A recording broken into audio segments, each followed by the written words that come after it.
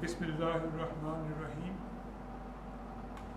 Today first we discuss about chemical changes in the muscle during contraction. So chemical changes in the muscle during muscle contraction.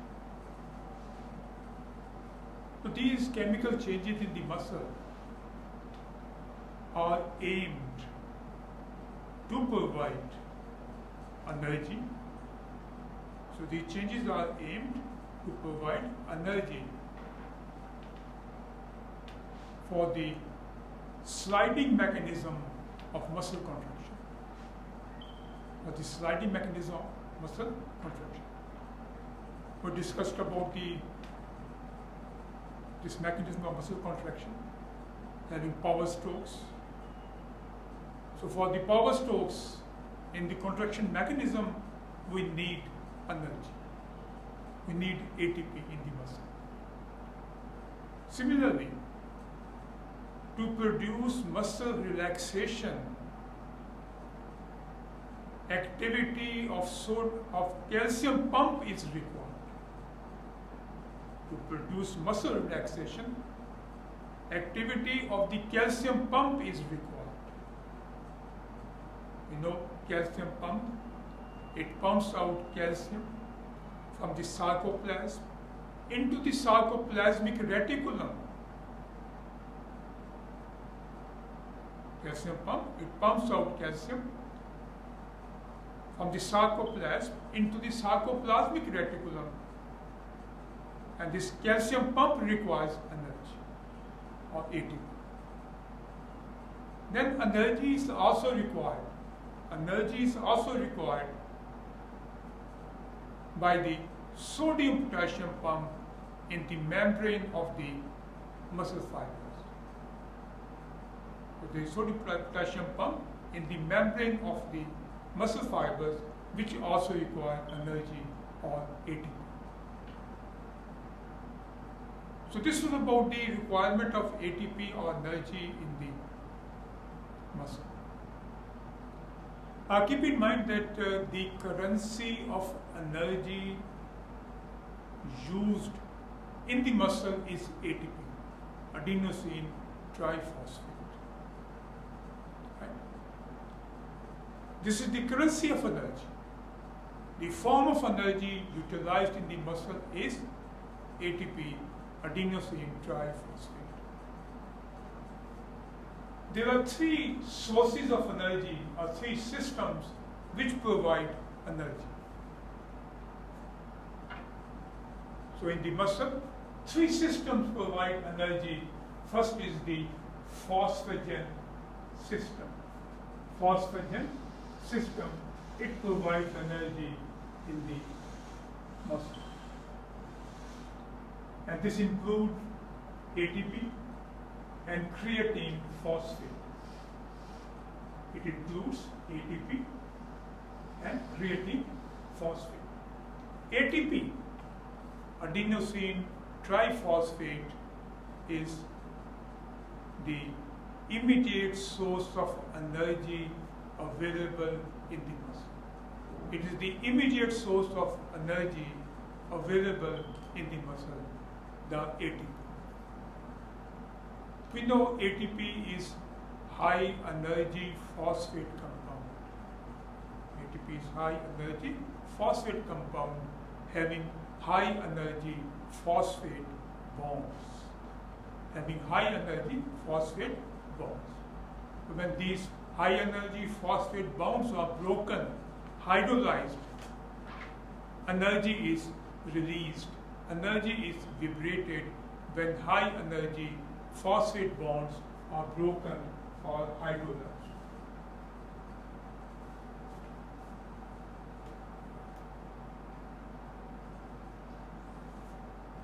You see, ATP plus water. ATP is hydrolyzed. The enzyme is ATPase. Enzyme is ATPase, and we get ADP plus phosphoric acid and 7.3 big calories of energy. Right? So when ATP is hydrolyzed by the enzyme ATPase, we get ADP plus phosphoric acid plus 7.3 big calories of energy. It's not small calorie, it is kilocalorie of big calorie energy. 7.3 kilocalories of big calories of energy is obtained. Then this ADP is also further broken to provide also 7.3 kilocalories of energy. Right? So this is the ATP, the immediate source of energy available in the muscle for muscle contraction. But keep in mind, ATP available in the muscle can maintain contraction for a few seconds. So for a few seconds, the available ATP in the muscle can maintain energy for the muscle contraction. So it means ATP must be reconstituted. ATP must be reconstituted. And how is ATP reconstituted? By creatine phosphate. Creatine phosphate. So creatine phosphate energy cannot be utilized by the muscle directly. So energy from creatine phosphate cannot be utilized by the muscle directly. It is utilized to reconstitute ATP. It is utilized to reconstitute ATP. So creatine phosphate plus ADP, and we get ATP plus creatine. So creatine phosphate plus ADP, and we get ATP and creatine. The enzyme is creatine phosphotransferase. The enzyme is creatine phosphotransferase. So creatine phosphotransferase is the enzyme to reconstitute ATP with the help of the creatine phosphate. Keep in mind that energy liberated by system of phosphagen can maintain muscle contraction for 8 to 10 seconds. So energy liberated by the system of phosphagen can maintain muscle contraction for only 8 to 10 seconds. 8 to 10 seconds. So energy from system of phosphagen can maintain muscle contraction only for 8 to 10 seconds. 8 to 10 seconds. The next system available in the body to provide energy is glycogen lactic acid system. Glycogen lactic acid system. You know, glucose is stored in the muscle as glycogen. And when there is need for energy, there is a breakdown of glycogen, and we get glucose from glycogen, and there is glycolysis. Which generates energy.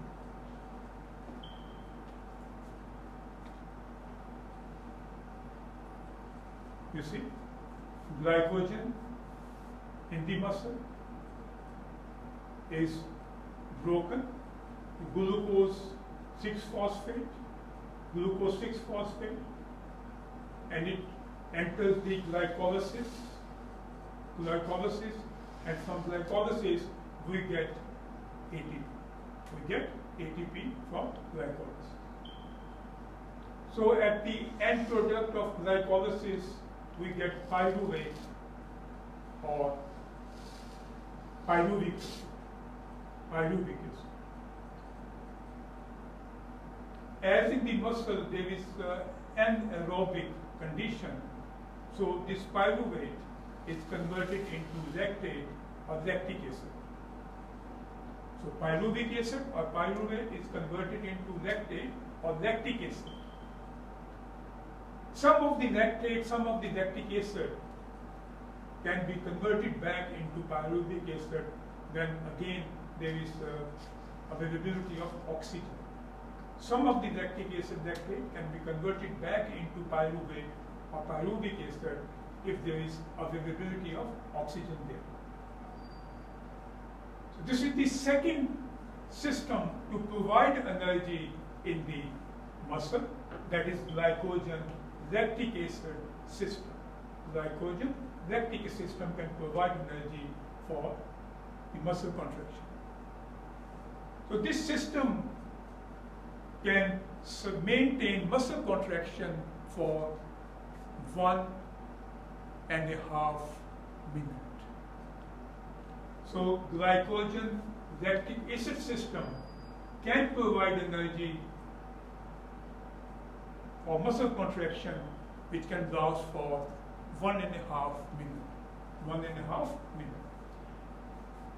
A system of phosphagen, I told you, can provide energy to maintain muscle contraction for 8 to 10 seconds. And that is the time for 100-meter race. Time for 100-meter race, that is 8 to 10 seconds.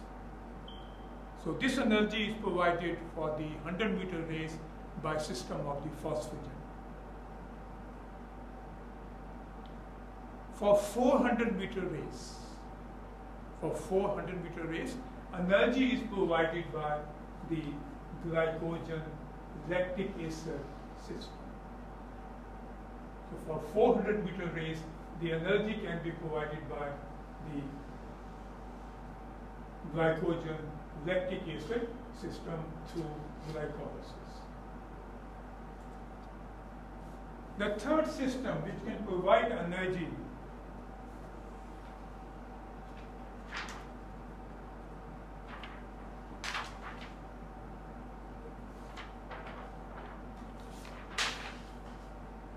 is the aerobic system. So third system which can provide energy is the aerobic system or oxidative system. Aerobic or oxidative system. Aerobic or oxidative system.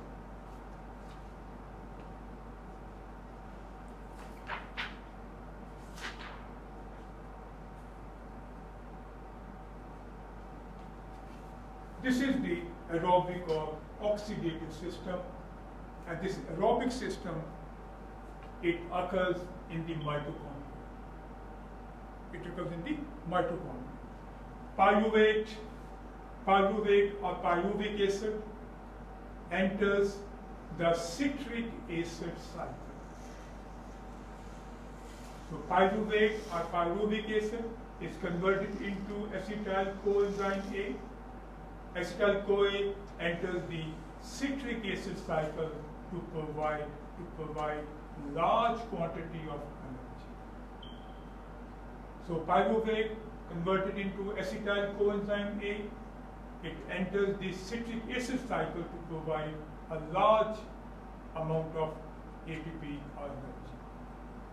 This is the aerobic system or oxidative system which occurs in the mitochondria. So this aerobic system involves complete oxidation of nutrients, including glucose, fatty acids, and also amino acids. So this aerobic system or oxidative system involves complete oxidation of the pyruvic acid, glucose, fatty acids, and also amino acids. So these nutrients are completely oxidized to carbon dioxide and water to liberate large quantity of energy. An aerobic system can maintain muscle contraction as long as the nutrients are available. This aerobic system, oxidative system, can maintain muscle contraction as long as nutrients are available. As long as nutrients are available. So this was about the systems in the muscle to provide energy, system of phosphine system, glycogen, lactic acid system, and then finally the aerobic system or oxidative system to provide energy. We have seen that in the muscle, lactic acid or lactate is produced. A small quantity of lactic acid produced in the muscle is converted back into pyruvic acid when oxygen is available. So a small quantity of lactic acid, lactate, is converted back into pyruvic acid when oxygen is available. But most of the lactic acid, is of no use in the muscle. So lactic acid will diffuse out of the muscle. Lactic acid will diffuse out of the muscle, and it enters the blood circulation. And it is taken up by the liver and heart. In the liver, lactic acid is used for gluconeogenesis through Core's lactic acid cycle. In the liver, lactic acid is used for gluconeogenesis, used for formation of glucose through Core's lactic acid cycle.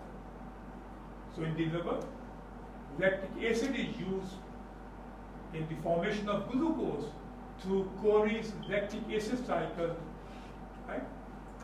And this is called gluconeogenesis, formation of glucose by sources other than carbohydrates. So in the liver, lactic acid is converted into glucose through the Core's lactic acid cycle.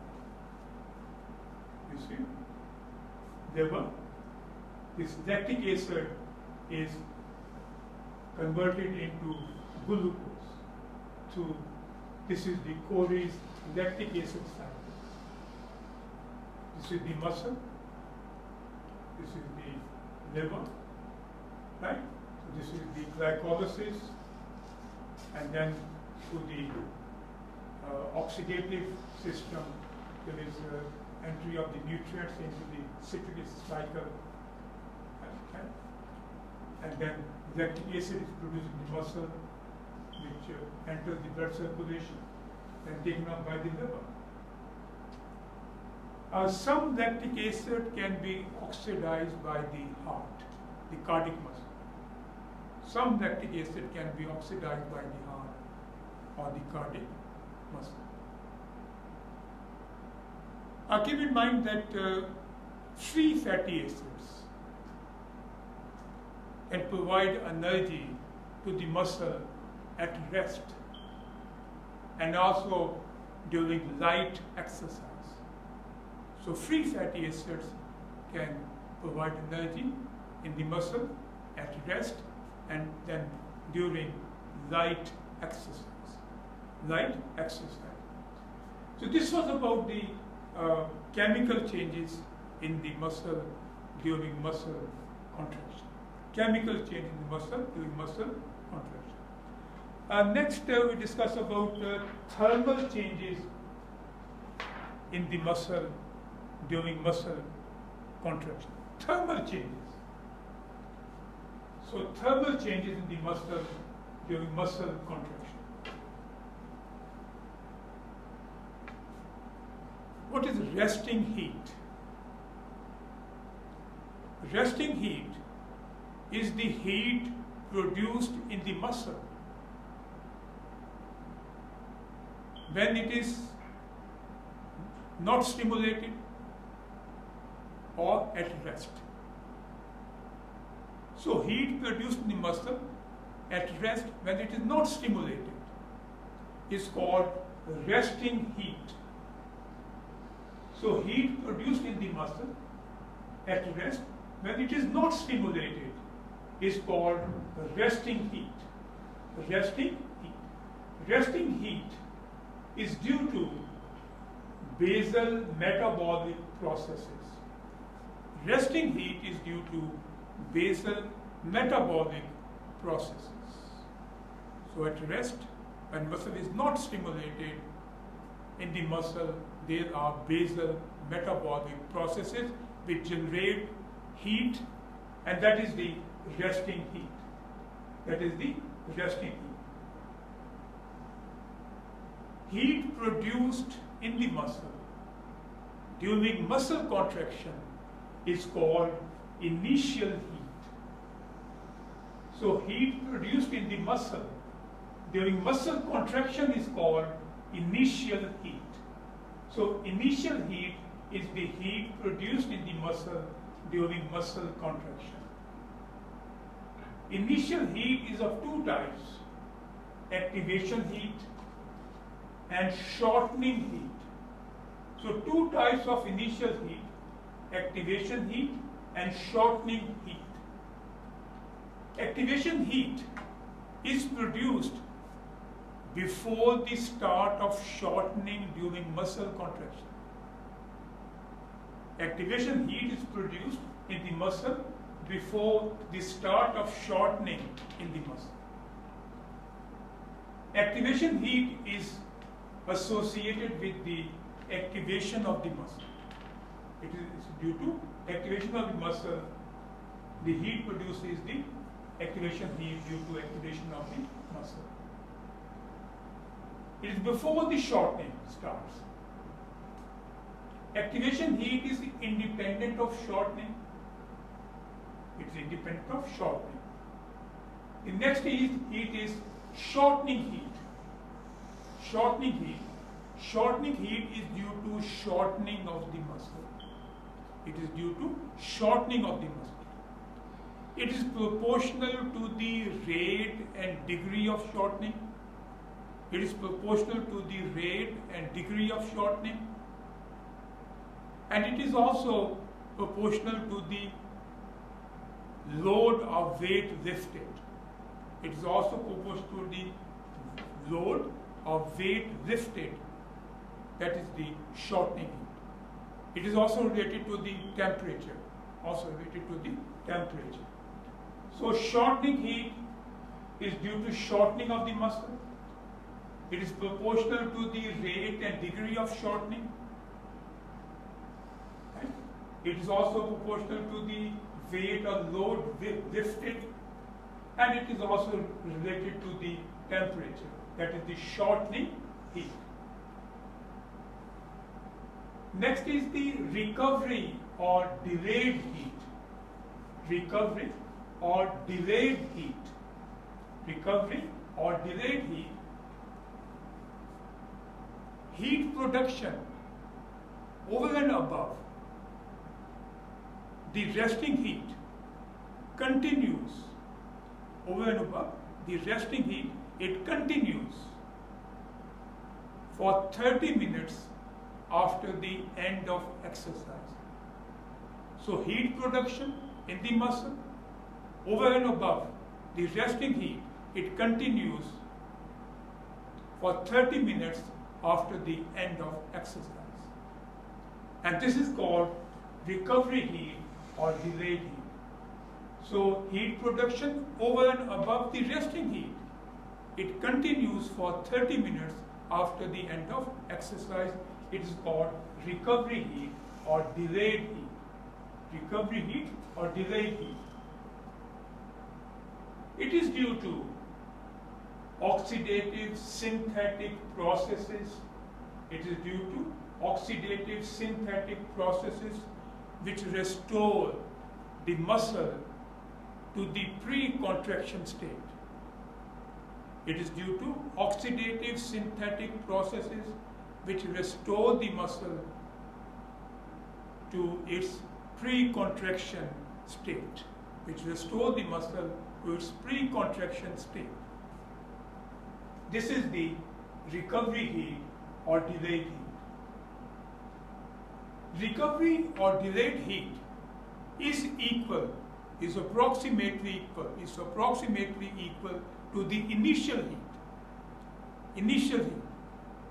And what is initial heat? I told you, heat produced during muscle contraction. And that is over and above the resting heat. So initial heat is the heat over and above the resting heat produced during muscle contraction. I told you that recovery or delayed heat is approximately equal to the initial heat. It means that the recovery heat is equal to the heat produced in the muscle during muscle contraction. So recovery heat is approximately equal to the heat produced in the muscle during muscle contraction. Then what is relaxation heat? Relaxation heat is that when a muscle which has contracted isotonically,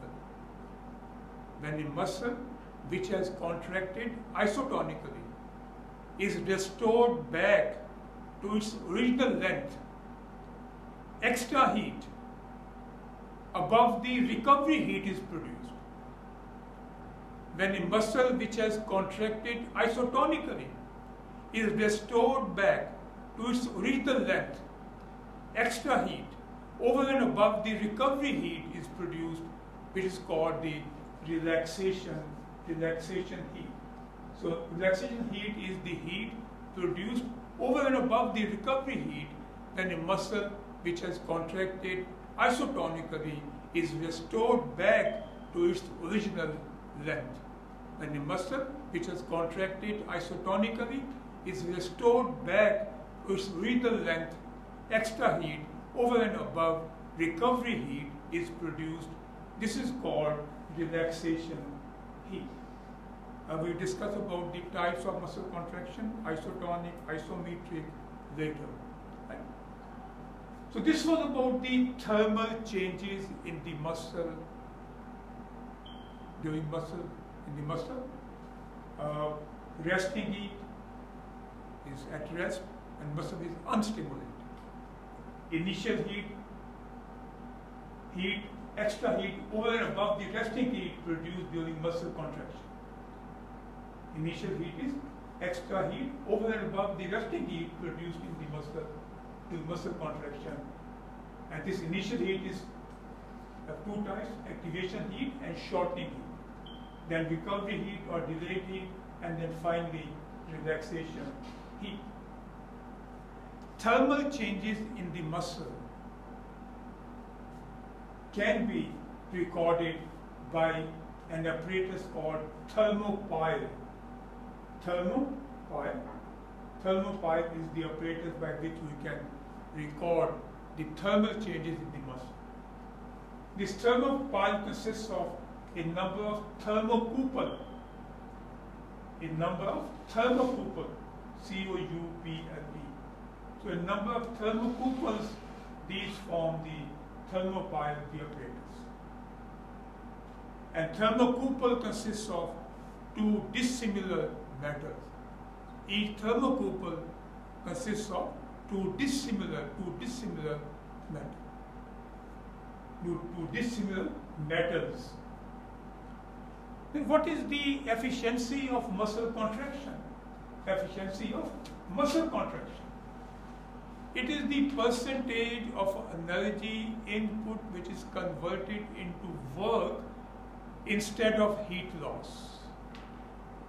It is the percentage of energy input which is converted into work instead of heat loss.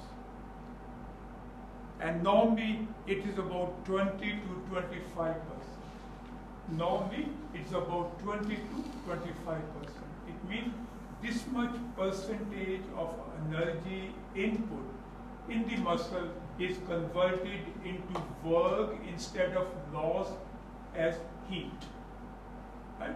So this percentage of energy input is converted into work and not lost as heat. Efficiency of muscle contraction is maximum when muscle contracts at a moderate rate. So efficiency maximal when the muscle contracts at a moderate rate. When muscle contracts too fast, too slow, efficiency of muscle contraction decreases. When muscle contracts too fast, too slow, efficiency of muscle contraction decreases. It resembles an automobile, say car, motorcycle.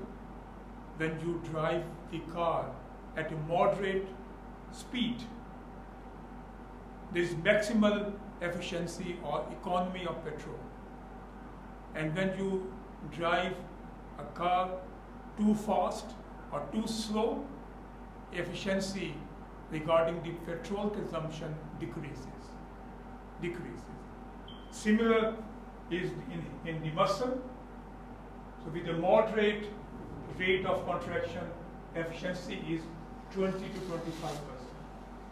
This much of the energy input is converted into work. And when muscle contract too fast, too slow, efficiency will decrease in the muscle.